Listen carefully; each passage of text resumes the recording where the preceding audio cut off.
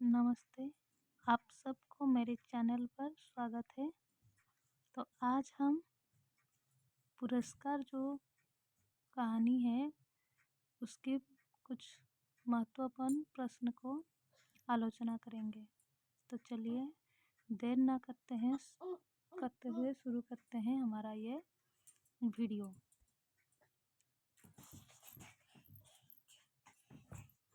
तो पुरस्कार कहानी जो है इसको कौन लिखे हैं ना, जयशंकर प्रसाद। तो हमारा पहला क्वेश्चन है, पुरस्कार कहानी का मुख्य पात्र कौन है? तो मुख्य पात्र कौन है? मधुलिका। नेक्स्ट क्वेश्चन, पुरस्कार कहानी का घटनाक्रम किस नगर पर आधारित है? ना, पुरस्कार कहानी का घटनाक्रम कौशल नगर पर आधारित है। नेक्स्ट, कौशल नगर के प्रसिद्ध उत्सव का मुख्य कृत्य क्या था? आंसर क्या होगा ना, कौशल नरेश द्वारा कृषक बनना। नेक्स्ट क्वेश्चन, उत्सव के लिए किसका खेत चुना गया था? तो उत्सव के लिए मधुलिका का खेत चुना गया था। नेक्स्ट, उत्सव के दिन खेत में राजा द्वारा हल चलाते समय उन्हें बीज देने का कार्य कौन कर रहा था? तो मधुलिका कर रही थी। ठीक है। नेक्स्ट, बीज देते समय मधुलिका को कौन देख रहा था? तो बीज देते समय मधुलिका को अरुण देख रहा था। अरुण कौन था? अरुण जो था वो मगध का निर्वासित राजकुमार था। नेक्स्ट क्वेश्चन, मधुलिका का खेत का कितना मूल्य राजा द्वारा दिया जा रहा था? तो इसका आंसर होगा 4 गुना। उसका खेत का जितना मूल्य था उसका 4 गुना यानी 4 गुना मूल्य दिया जा रहा था। मधुलिका ने राजा का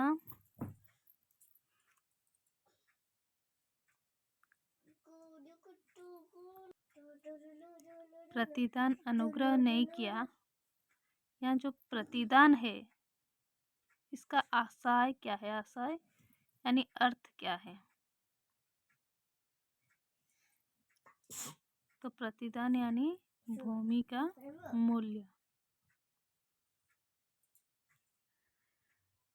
तो राजा द्वारा उपयोग में लिए गए हल की मूठ कैसी थी? तो राजा द्वारा उपयोग हल की मूठ जो थी वो स्वर्ण रंजित थी। नेक्स्ट, उत्सव के समय राजा द्वारा हल चलाने पर किशोरी कुमारियों ने क्या किया? तो किशोरी कुमारियों ने खिलों और पुष्पों की वर्षा की।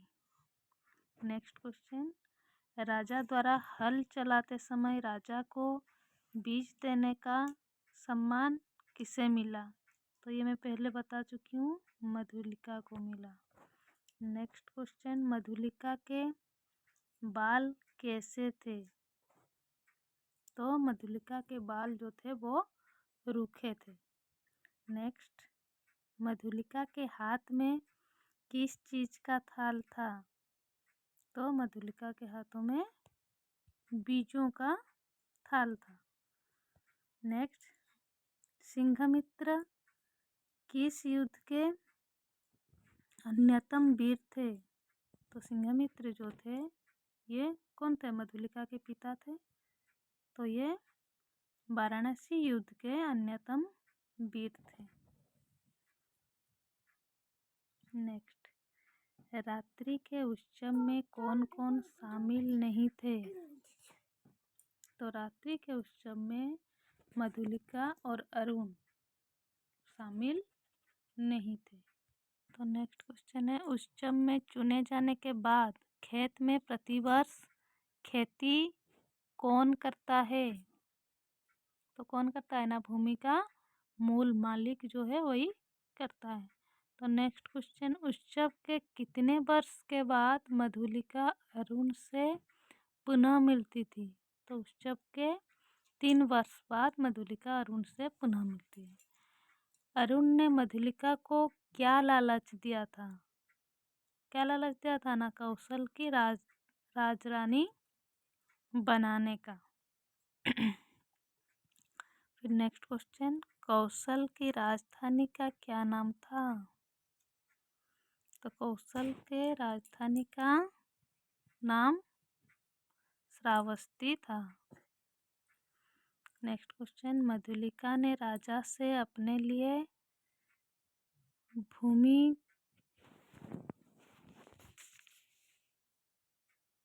कहाँ मांगी? तो कहाँ मांगी ना, श्रावस्ती दुर्ग के दक्षिण में नाली के समीप। मधुलिका का मन सहसा विचलित हो उठा, मधुरता नष्ट हो गई। क्यों? क्योंकि उसने व्यक्तिगत सुख के लिए कौशल को खतरे में डालकर ठीक नहीं किया, यह सोचकर। नेक्स्ट, अरुण के द्वारा श्रावस्ती दुर्ग पर आक्रमण की सूचना मधुलिका ने सर्वप्रथम किसे दी थी? सर्वप्रथम कौशल के सेनापति को दी थी। फिर नेक्स्ट क्वेश्चन, दुर्ग के रक्षक के क्या नाम था? तो दुर्ग के रक्षक के अग्निसेन नाम था। दुर्ग में कुल कितने सैनिक थे? तो दुर्ग में कुल 200 सैनिक थे।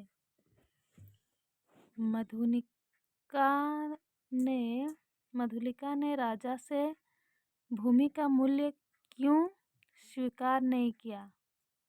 क्यों स्वीकार नहीं किया ना, पूर्वजों की भूमि को वो बेचना अपराध मानती थी, इसीलिए वो मूल्य स्वीकार नहीं किया। ठीक है, तो मधुलिका का पिता कौन था ना, वीर सिंघमित्र था। प्रसाद जी ने कहानी के माध्यम से किस बात का बड़े मार्मिक ढंग से प्रस्तुत किया है? तो इसका आंसर होगा, नायिका के मन में राष्ट्र प्रेम स्व प्रेम के मध्य उत्पन्न संघर्ष के बारे में दर्शाया है। ठीक है, कौशल में कृषि उत्सव वाले दिन किस नक्षत्र का उदय हुआ था? किस नक्षत्र का ना, आर्द्रा नक्षत्र का उदय। नेक्स्ट, कृषक बालिका के शुभ्र भाल पर श्रमकणों की कमी न थी। यहाँ जो है भाल शब्द का अर्थ क्या है ना, भाल शब्द का अर्थ है ललाट।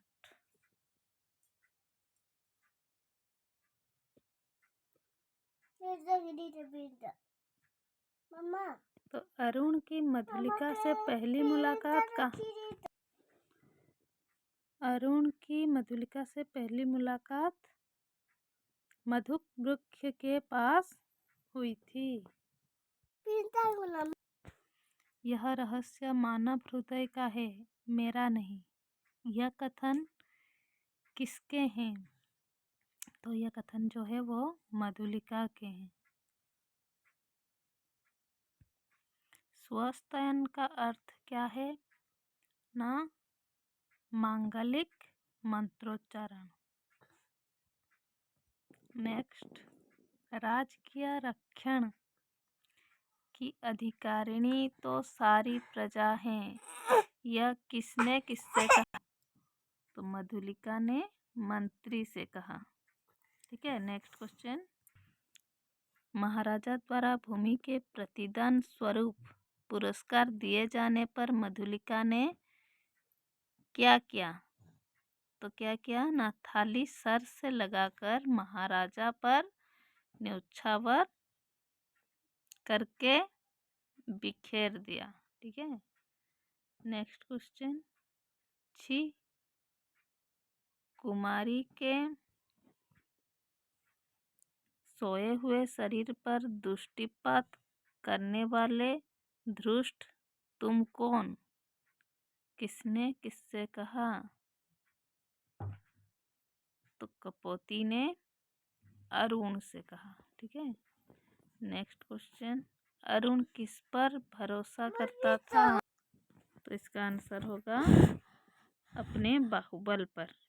नेक्स्ट क्वेश्चन, मधुलिका के अंतर्द्वंद में उसे किसकी पुकार सुनाई दी? अपने पिता की। जनता ने किसको देखकर रोष में हुंकार भरी? तो बंदी अरुण को देखकर। नेक्स्ट क्वेश्चन, अरुण मगध से निर्वासित होने पर कौशल किस लिए आता है? तो इसका आंसर होगा जीविका खोजने के लिए। ठीक है। तो नेक्स्ट क्वेश्चन है, सेनापति कितने सैनिकों को दुर्ग की ओर भेजते हैं?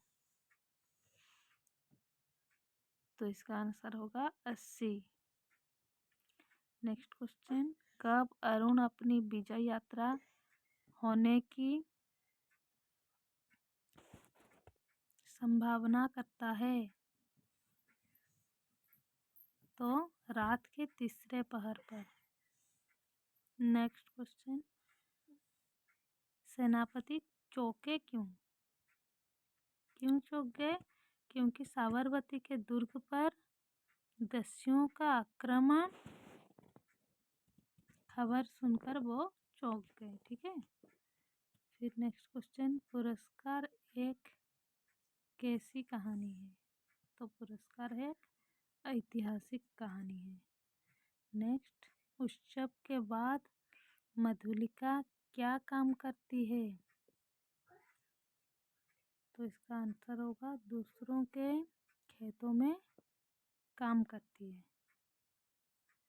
नेक्स्ट, मधुलिका अंधकार में किसे देखती है? तो इसका आंसर होगा अरुण को देखती है। नेक्स्ट, अरुण के पास कितने सैनिक थे? तो इसका आंसर होगा 100। ठीक है। अरुण के पास 100 सैनिक थे। तो ये था पुरस्कार कहानी का कुछ महत्वपूर्ण क्वेश्चन। आशा करती हूँ आप सबको अच्छा लगा होगा। अगर अच्छा लगा है तो प्लीज़ लाइक, शेयर और सब्सक्राइब करना ना भूलें। तो मिलते हैं मेरे नेक्स्ट वीडियो में। Thank you for watching.